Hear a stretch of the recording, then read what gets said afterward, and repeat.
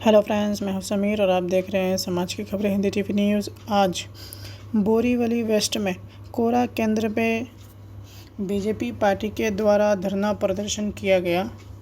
Hospital बनाने के लिए धरना प्रदर्शन कुछ अलग निराले ढंग का था। इस धरना प्रदर्शन में लोग हाय हाय के नारे ना लगाते हुए blood donation camp Gopal Shetty द्वारा रखा गया, जो कि गोपाल शेट्टी जी यहाँ के एमपी हैं। इन्होंने कुछ नए ढंग का धरना प्रदर्शन आज दिखाया, जिससे लोगों को भी कुछ सीखना चाहिए कि धरना प्रदर्शन में भी लोगों का इन्होंने आज देख सकते हैं कि किस तरह से फ़ायदा देखा। इनका टारगेट था कि आज 500 लोगों को कम से कम 500 बॉटल ब्लड दिया जाएगा। आज इन्होंने आइए हम देखते हैं वीडियो। और इन्होंने अपने भाषण में लोगों से क्या अपील की, नगर सेवक किस तरह होना चाहिए, एमपी किस तरह होना चाहिए, एमएलए किस तरह होना चाहिए, लोगों की किस तरह से मदद करनी चाहिए, उन्होंने क्या क्या कहा। एक बार सबको धन्यवाद देना चाहूँगा। वैसे इस कार्यक्रम में सभी ने अपना योगदान दिया है। सरकारी तंत्र जो है वो ये आंदोलन डिस्टर्ब हो, ये कार्यक्रम सफल न हो, इसलिए उन्होंने दूसरा अपना यंत्रणा चला रखा है। जो 4 दिन के पहले नोटिस जिनको दिया है उनको आज तोड़ने के लिए भी आए, तो हमारे कार्यकर्ता कुछ वहाँ पर भी गए हैं। चारकोप विधानसभा में भी तोड़ काम रोकने का काम योगेश भाई और बाकी सारे लोगों ने किया है। मनीषा ताई यहाँ पर गई है, यानी डिस्टर्ब हो इस प्रकार का भी काम हो रहा है। तो पार्टी के कार्यकर्ताओं ने इन सारे बातों को ख्याल में रखकर एक चैलेंज जो होता है उसको स्वीकारने का मानसिकता हमेशा बनाए रखना चाहिए। सब कुछ स्मूथली हो जाएगा, सब कुछ आसानी से हो जाएगा, ये किसी ने कोई मानने की आवश्यकता नहीं है। हम तो अभी सत्ता पक्ष और विपक्ष की लड़ाई है, लेकिन कभी कभी सत्ता पक्ष में भी लड़ाई होती है, घर परिवार में भी होता है। अच्छे अच्छे काम न हो किस प्रकार से उसके लिए प्रयास किया जाता है, ये मानव स्वभाव है।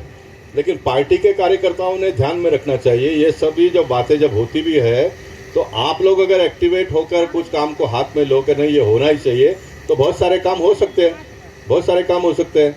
अगर हमारे पार्टी के कार्यकर्ता, नेता जिला के हो, मंडल के हो, अगर आप लोग जागरूक रहते हैं तो ये प्रमोद महाजन जी का 13 एकड़ और 15 एकड़ बाला साहब ठाकरे जी के नाम पे जो हमने प्रारंभ किया था तो हो जाता था। लेकिन सभी नेताओं का सम्मान करो। कार्यक्रम हुआ, उसने अपना योगदान दिया तो उसका सम्मान निश्चित होना चाहिए। लेकिन अगर कुछ लोग उसमें अड़ंगा डालते हैं तो उनको भी तो समाज के सामने लाना पड़ेगा ना, नहीं तो चलेगा कैसे। कभी कभी वो आपके लिए भी घातक हो जाएंगे अगर आप उसका इलाज सही समय पर नहीं करोगे तो इन सारी बातों को लेकर हमको आगे ख्याल करना पड़ेगा। पांडे जी ने जो बातें बताई उसमें एक बात जरूर बताऊंगा, जब मैं पोईसर जिमखाना बना रहा था तो तब भी बहुत बाधाएं आए थे। देवी पंडित बैठे हैं यहाँ पर, प्रेसी अंकल है, सारे लोग हैं, जूने लोग। तो हमने 5,000 रुपये में मेंबरशिप चालू किया, पति पत्नी और 2 बच्चों को 5,000 रुपये में मेंबरशिप। ये कोई 1950 या 60 की बात नहीं मैं कर रहा हूँ, मैं 2000 साल की बात करता हूँ, 20 साल पहले की बात करता हूँ। तब लोग हंस रहे थे कि कैसा होगा ये। बहुत सारे हंसने वाले लोगों में एक व्यक्ति है भी इस प्रकार का भी आया, उसने हमारे कार्यकर्ताओं को बताया कि मेरा तो 3 जगह पे मेंबरशिप है, मैं यहाँ पर मेंबरशिप तुमको परेशान करने के लिए बन रहा हूँ। यानी 10,000 रुपये का वो मेंबर बन गया और उसने ये तय किया कि मैं तुमको परेशान करूँगा, तुम लोग को काम ही नहीं करने दूंगा। वैसा भी एक आदमी मेंबर बना। और देखते देखते आप लोगों ने देखा होगा, मुंबई ने पूरे हिंदुस्तान में 5,000 मिनिमम और मैक्सिमम 50,000 रुपये के मेंबरशिप में हमने इतना बड़ा प्रकल्प खड़ा किया।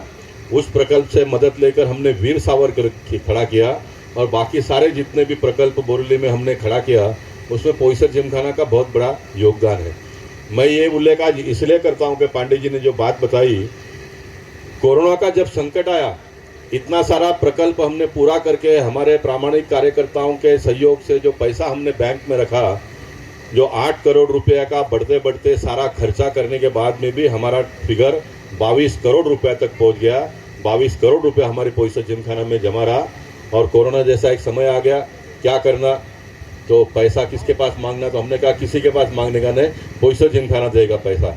नम्रमुनि महाराज साहब ने जगह दिया, पोईसर जिमखाने ने पैसा दिया। हमने 3 दिन में 100 बेड का हॉस्पिटल खड़ा कर दिया, 3 दिन में। और सारे मशीनरी लगाकर हमने 2000 लोगों को वहाँ पर ट्रीटमेंट दिया।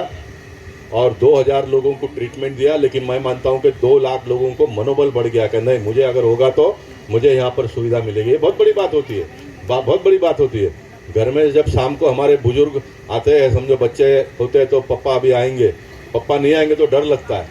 पप्पा आते तो कोई बंदूक लेकर थोड़ा आते हैं, पप्पा ही ऐसा आते हैं, लेकिन पप्पा घर में आने से एक आधार हो जाता है। वैसा पोईसर जिमखाना और भारतीय जनता पार्टी ये बोरीवली के लोगों के लिए एक आधार है कि नहीं, ये हमारे लोग हैं तो हमको ये सारी सुविधा होगी।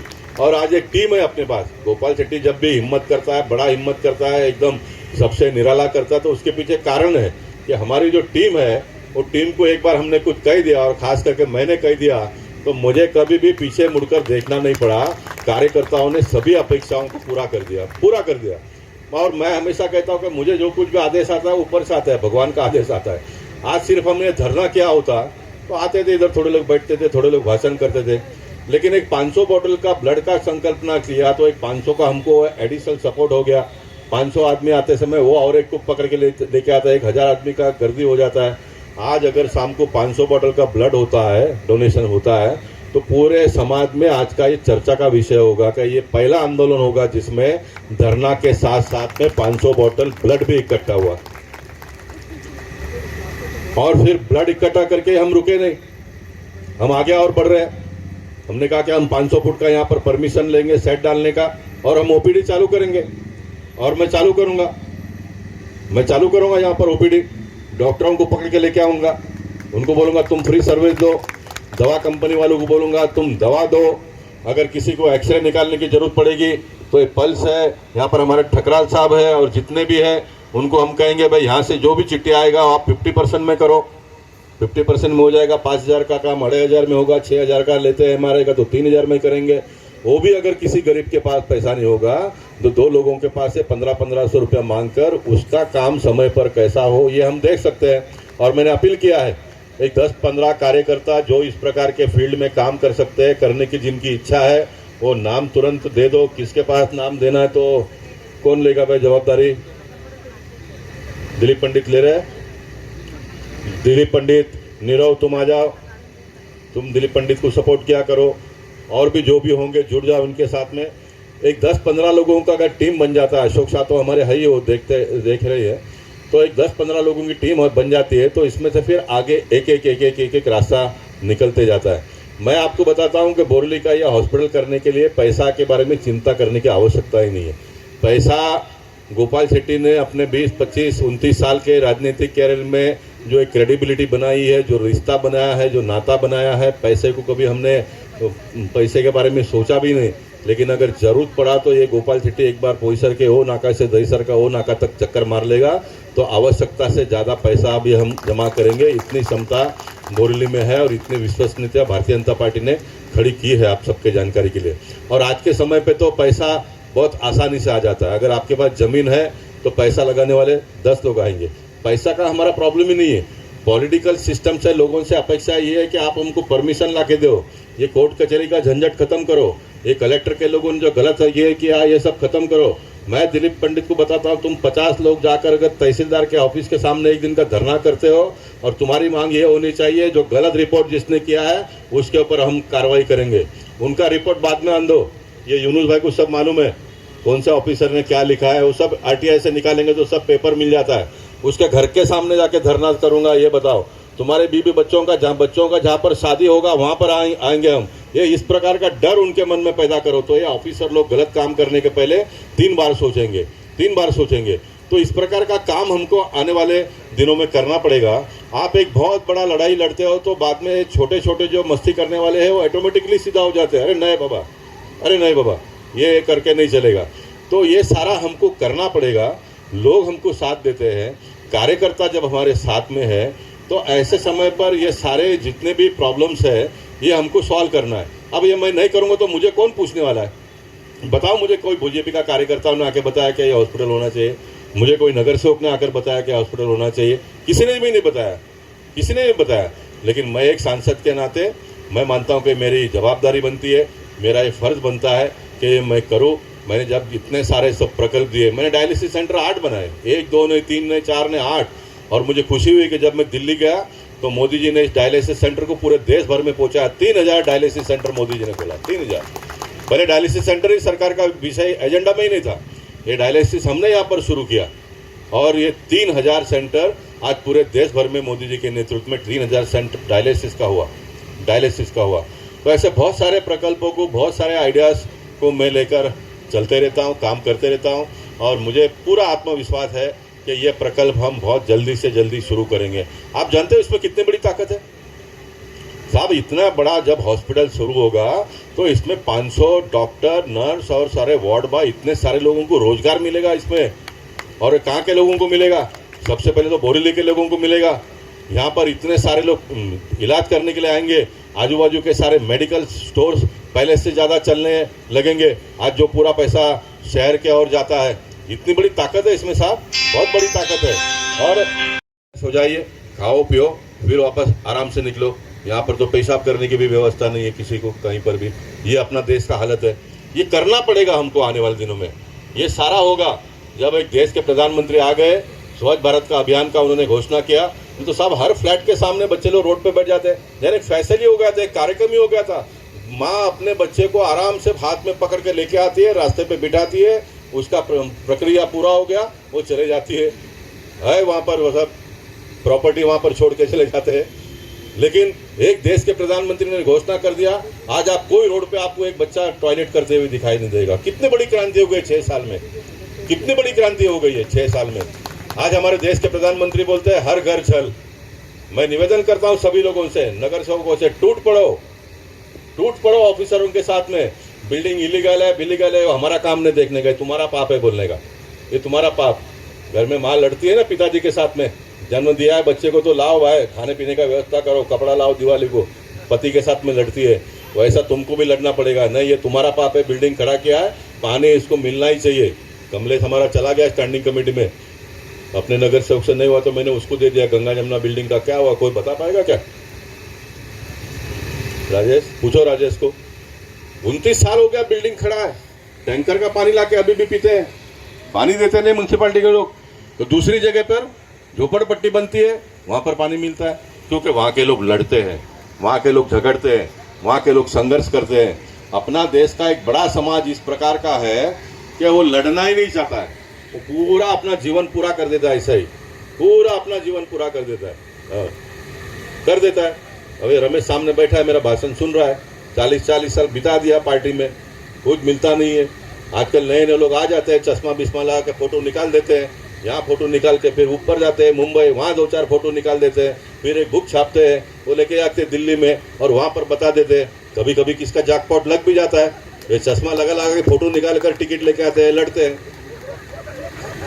और 40 साल वाला बैठा है 40 साल वाला बैठा है, ये भी एक सिस्टम है। नहीं तो तुम्हारे में ताकत मांगता है, ए भाई फोटोग्राफर जाओ फिल्मिस्तान में, फिल्म में काम करो, इधर तुम्हारा काम नहीं है बोलने का, ऐसा भी कोई बोलने वाला चाहिए, तो ये सारा सिस्टम में से बाहर निकलेंगे। मैं इतना ही मैंने अपने जीवन में मेरे दम पर मैंने काम किया। मेरे पास कुछ नहीं था तभी भी मेरा स्टाइल वही था, आज बहुत कुछ है तभी भी मेरा स्टाइल वही है, पद है, प्रतिष्ठा है। लेकिन मैं जिस दिन पार्टी में पहले दिन जो विचार लेकर आया था वही विचार आज भी लेकर चलता हूँ।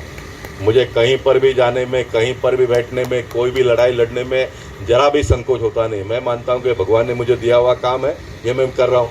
वो निखिल सुरवे, मैंने सोचा कि मेरा नहीं, जब मेरे बोरीवली में 5 नगर सेवक तो मैं क्यों बीएमसी में जाऊँ। मैं ऑफिसर के साथ में बात किया, लाइन अप करके उसको दे दिया और अपने नगर सेवक को बोला जाओ अभी। वो नगर सेवक को उसने पट्टी पढ़ा दिया, सोमवार को आओ। ये चले गए सोमवार को। क्यों भाई? सोमवार को लगाओ फोन, मेरे बॉस से बात करो, साहब से बात करो। इतना तो करना चाहिए, इतना तो करना चाहिए कि नहीं कि मैं सोमवार को नहीं अगले सोमवार को आऊँगा। लेकिन आप गोपाल शेट्टी के साथ में बात तो करो। सोमवार को चले गए, लेकिन भगवान ने उसको मेरे घर पे ऑफिस में भेजा था, उस व्यक्ति को उसने मेरे दिमाग में डाल दिया। मैं खाना भी नहीं खाया था, मैं 3 बजे पहुंच गया अभी बोरीवली के ऑफिस में, बोला मैं अभी आऊँगा। मैं गया और सब पूरा उल्टा कर दिया। 22 लाख के जगह पे 4,56,000 में प्रॉब्लम भी सॉल्व हो गया और उसको पानी भी आ गया, उसको पानी भी आ गया। ये करना पड़ता है साहब, ये लुटेरे हैं, ये लुटेरे हैं। एक जमाने में लुटेरे तलवार लेकर आए थे मुगल के रूप में, उसके बाद में ब्रिटिश लोग बंदूक लेकर आ गए।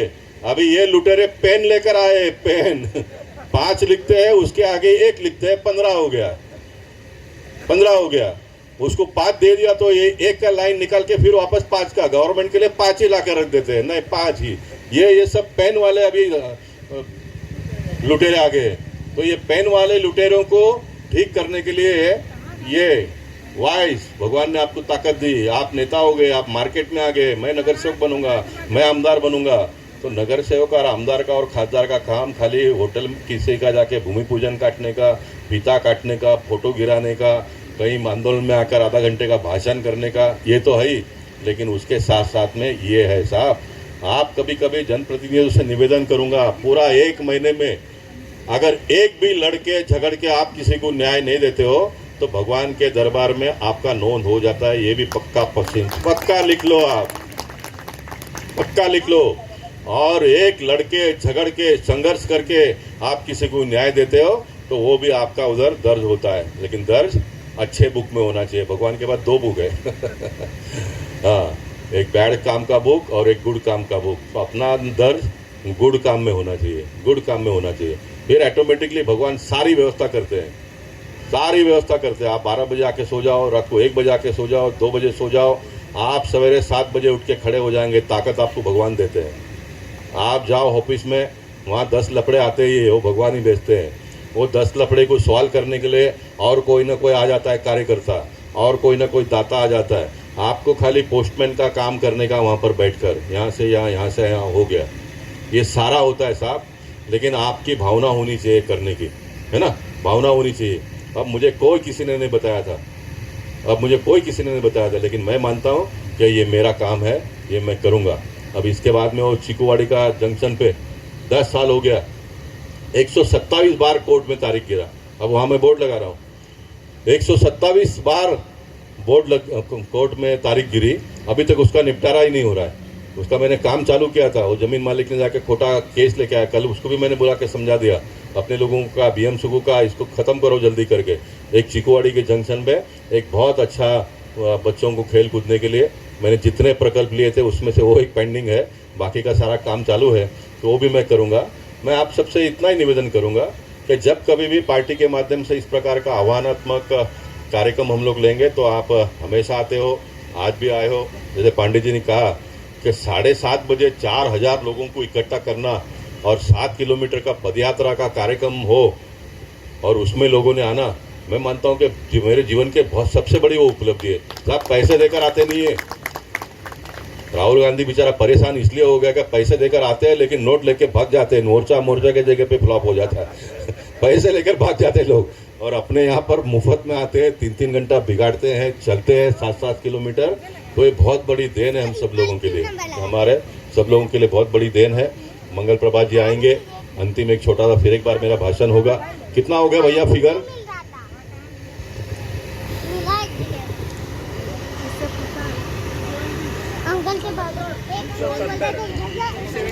370 थोड़ा स्लो है।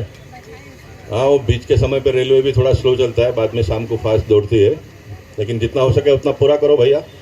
अभी कहाँ के लोग हैं? टाइम